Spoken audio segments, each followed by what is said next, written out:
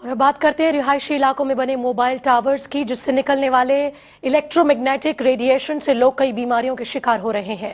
पेश है एक रिपोर्ट।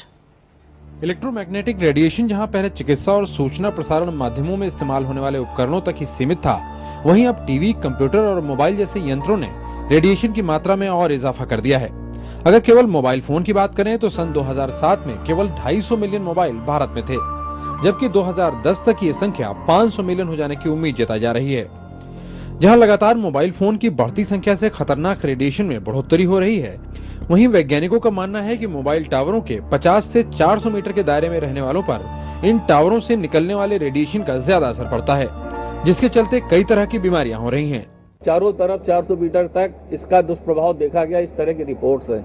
लेकिन 50 मीटर तक बहुत सेंसिटिव है, बहुत ज्यादा सेंसिटिव होता है 50 मीटर की परिधि में, तो उसको उसी दृष्टि से नापना चाहिए और हर रहने वाले निवासी को इस बात का पूरा ध्यान रखना चाहिए कि वो रेडिएशन लेवल उसके यहाँ उससे अधिक ना हो। इस रेडिएशन का असर कई बीमारियों के रूप में सामने आ रहा है, जिसमें कम सुनाई देना, नींद न आना, सरदर्द, कैंसर और ब्रेन ट्यूमर जैसी बीमारियां शामिल हैं। वहीं ये रेडिएशन अनाज की उपज में गिरावट और पौधों की बढ़ने की प्रक्रिया में कमी का जिम्मेदार भी है। तो उसको कैंसर हो जाता है।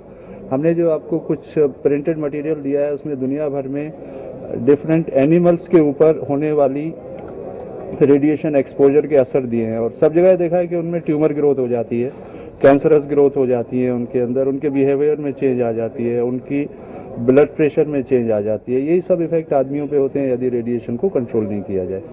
अगर मॉडर्नाइजेशन इसी तरह बढ़ता रहा और सुख सुविधाओं के चक्कर में इन उपकरणों से निकलने वाले रेडिएशन की ओर ध्यान नहीं दिया गया, तो जल्द ही इस प्रदूषण का प्रकोप न केवल जीव जंतुओं को झेलना पड़ेगा, बल्कि लगातार प्रभावित हो रहे वातावरण का खामियाजा भी हमें भुगतना होगा। अजीत श्रीवास्तव के साथ अभिषेक चौहान, इंडिया न्यूज, दिल्ली।